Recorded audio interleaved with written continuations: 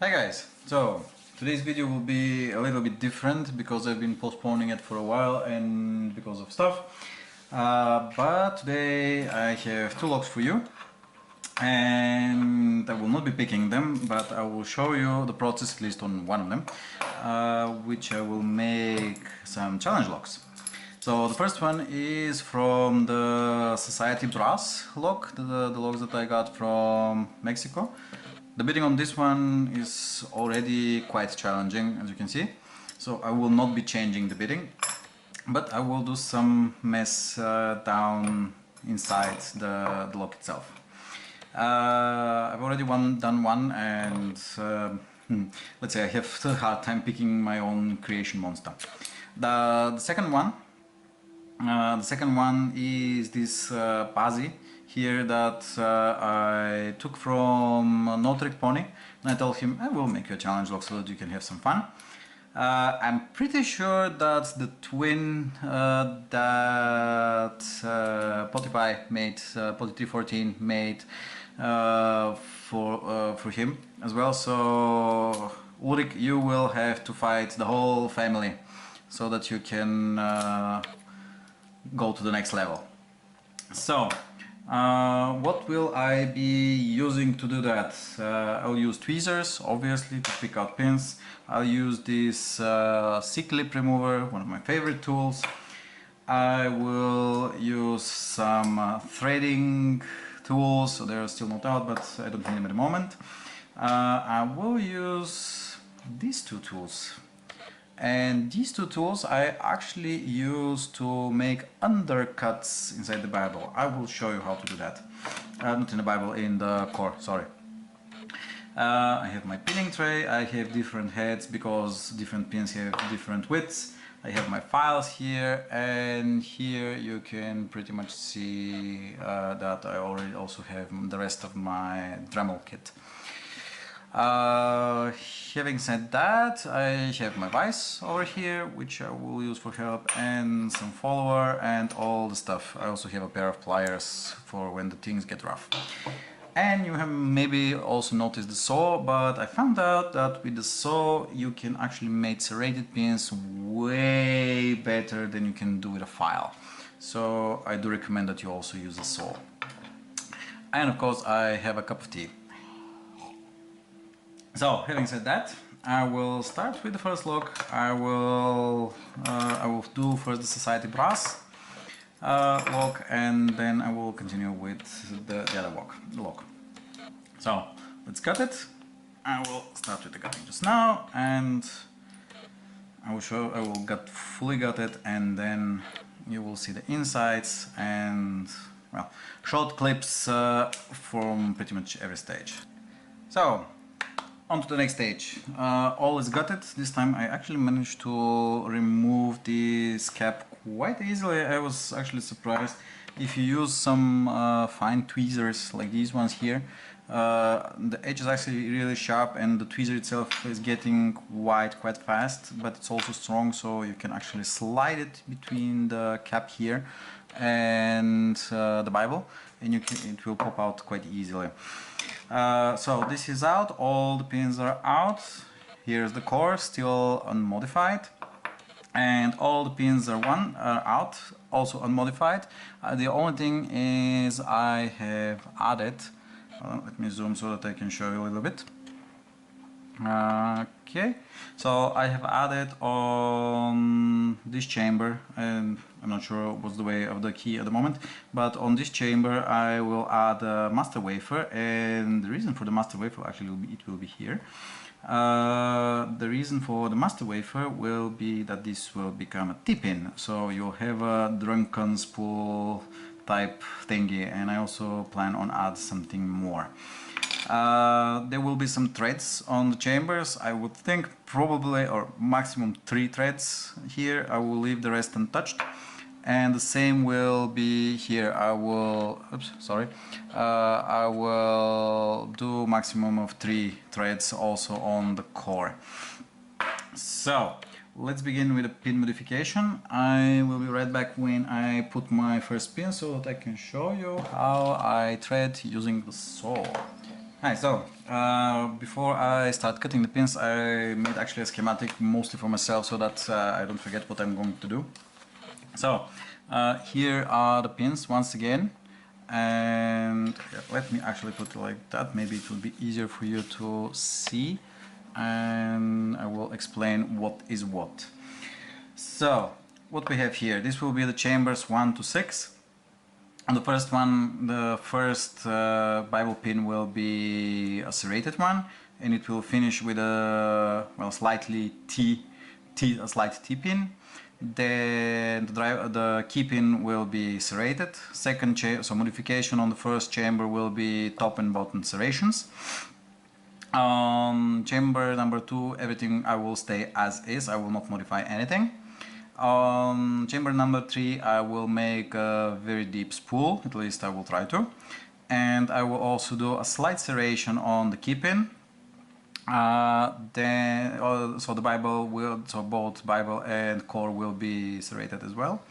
Number 4, the Bible pin will be fully serrated, and on top I will actually replace no, I will not replace the pin. On this one I will just make one very thin shaft here, and I will leave a very small piece of metal so that it will connect to this one, so something like a spool. This will be undercut, so I will make an undercut here on the Bible on number 4. The core I will serrate, so not the core but the Bible I will serrate, and the core I will make an undercut. On number 5 it will be the drunken spool, so basically a T-pin inverted with a wafer, with the master wafer. Then I will try to make something like a bullet key pin or a fish or whatever, whatever it turns out. I will try to make it as a bullet more or less. And the core will also be undercut, so that would, I hope it will present some challenge. And then number 5 will be fully serrated top to bottom, both core and Bible. So now I will clamp the core into the vise and I will proceed with the undercuts. See you in a moment. There we go.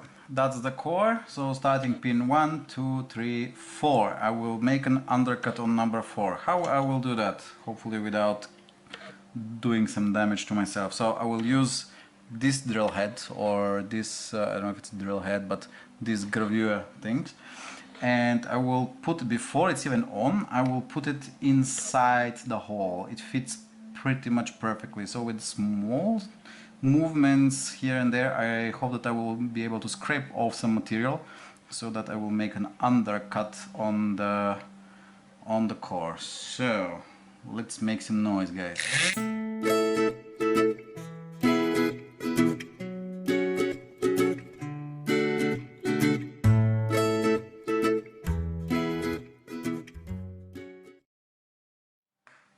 Okay, so the first chamber is a little bit undercut just now, so hopefully it's not the best job that I've done, but I hope that will do. So for the next one I need to thread number 5 as well.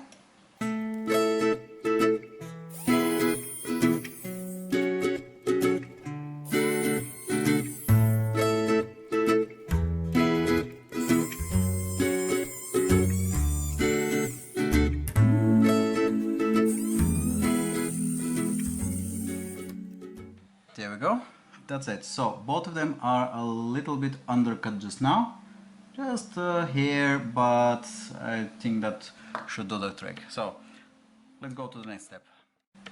So still back here. So what I need to do now is thread a little bit 1, 2 and number 6.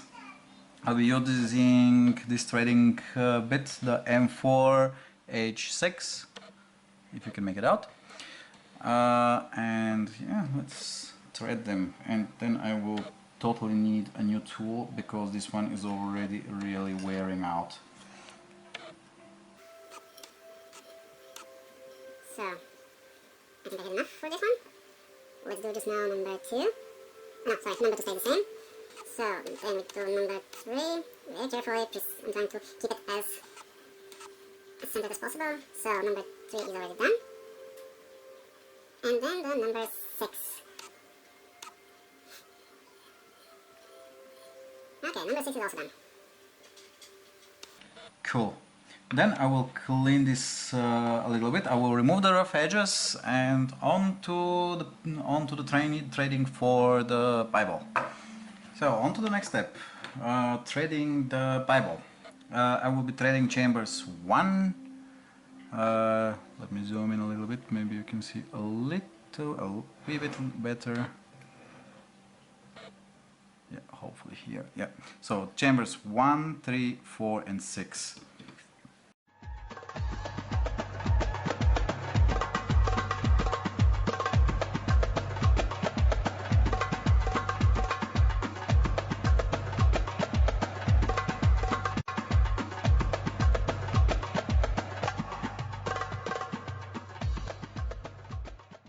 Okay, so this is all done.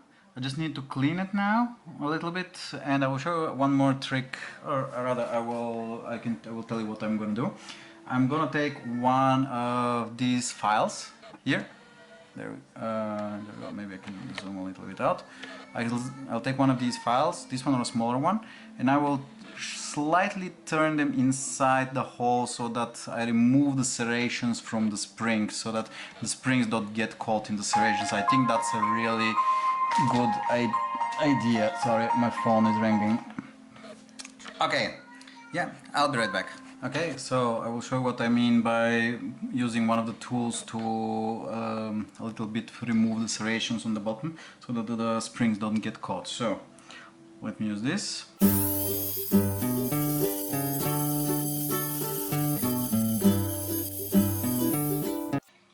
And that's about it. So it's not that the serrations are gone, but at least they're not as sharp, so the springs will not get caught, meaning that you will not have the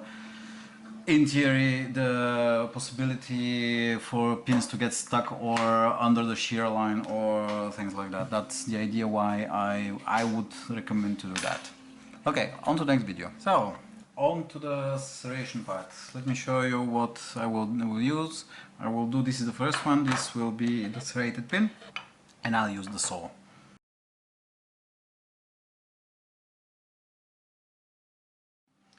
And there we have it.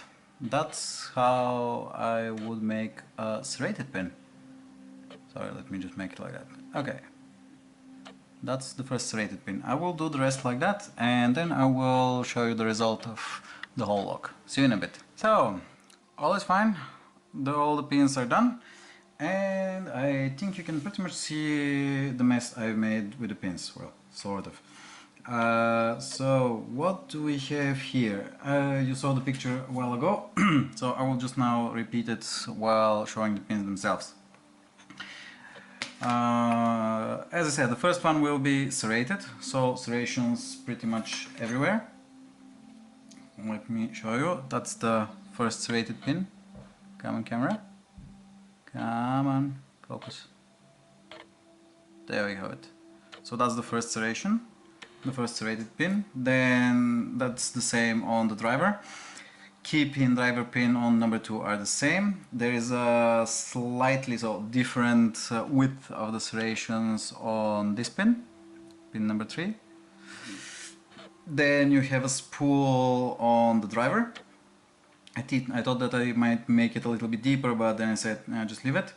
Then we have a spool on number 4, just a small one, so that if you overset it, that basically you go into a false set. Then you have a fully serrated pin on the driver. Then we have a bullet type fish thingy here, if you would call it like that. Come on, camera, where are you? So, no. Somewhere here. Yeah, there we have it. Exactly. Then we have a T-pin here, a very thin shaft. Actually the pin did not go as well as I hoped, but still, a T-pin is a T-pin. We have a master wafer so that it will not put it down, it will not fall down into the spring. And then we have another set of fully serrated pins on number 6. Hey, so last part of the video. The lock is assembled. It does work whenever you insert the key. There's only one small drawback, and it's because of me and what I have put on some of the pins inside. I did not take into account some stuff. So whenever you insert the key, it's a little bit hard to take it out. So whoever gets this lock, I will put a note on the keychain that the key should be used only for gutting, because otherwise you'll spend like 5 minutes struggling and wondering why the hell the key is not going out, not coming out. So I've also marked it as VDE2. I already made one, and luckily the other one actually the key works. Okay, anyway, I will re-gut it if needed. The key enters and turns really smooth in both directions. And basically whenever you try to pull it out, it gets stuck here. But yeah, as you can see, you can, most of the time you can take it out, but it's a little bit of a pain. Anyway, 6 monster pins. I'll put a macro at the end of the movie. Yeah, good luck to whoever gets this lock. Ciao.